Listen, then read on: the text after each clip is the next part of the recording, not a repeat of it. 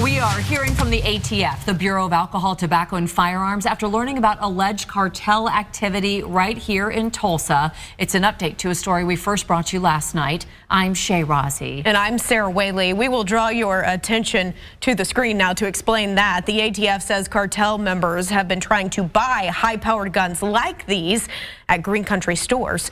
FOX23's John Acebus is live outside the federal courthouse after talking with agents. Well, Sarah, ATF agents say the people who know most about guns are ATF agents and these gun dealers. That may seem obvious, but when it's the ones like the agents who are saying that, you realize in the ATF's eyes, they really are the first line of defense. They know guns and they know sketchy people.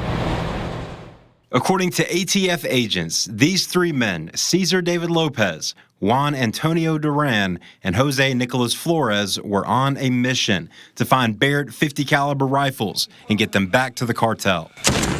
Those folks that we find making straw purchases for the traffickers aren't always who you would expect them to be. They aren't your typical gang members. ATF spokesperson Sarah Abel says sometimes it could be people just trying to make a little bit of money. But she says they rely heavily on people like Charles Peters with Bear Beam's Firearms to catch people trying to buy guns illegally. One of our strongest partners. They are our first line of defense. According to a federal court affidavit, in some cases, the men showed obvious signs that they were not knowledgeable, saying they wanted to buy, quote, that gun, and didn't ask any questions about the price. One store owner noticed at times they didn't even check the guns, but noticed the men analyzing the cameras, the windows, and the storefront. It concerned the store owner enough that the federal document says he locked everything down when the store closed. Our FFLs are far more educated on the firearm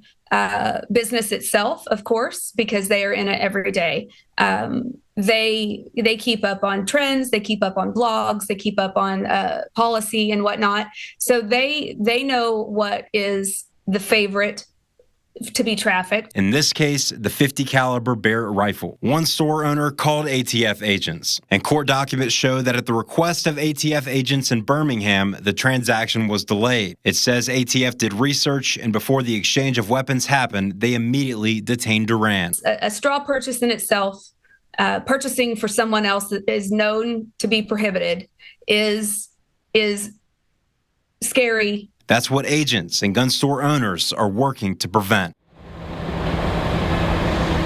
They like to catch that gun before the actual exchange of hands. Sometimes the gun is sold and then they'll start their investigation. But ATF agents say it's best when gun dealers call them about people coming in who are acting sketchy in the process of that purchase, so maybe they can make it down to the store. So they ask gun dealers in those cases to call them during that time, then after the purchase is made. Covering news that matters, John Acebus, Fox 23 News.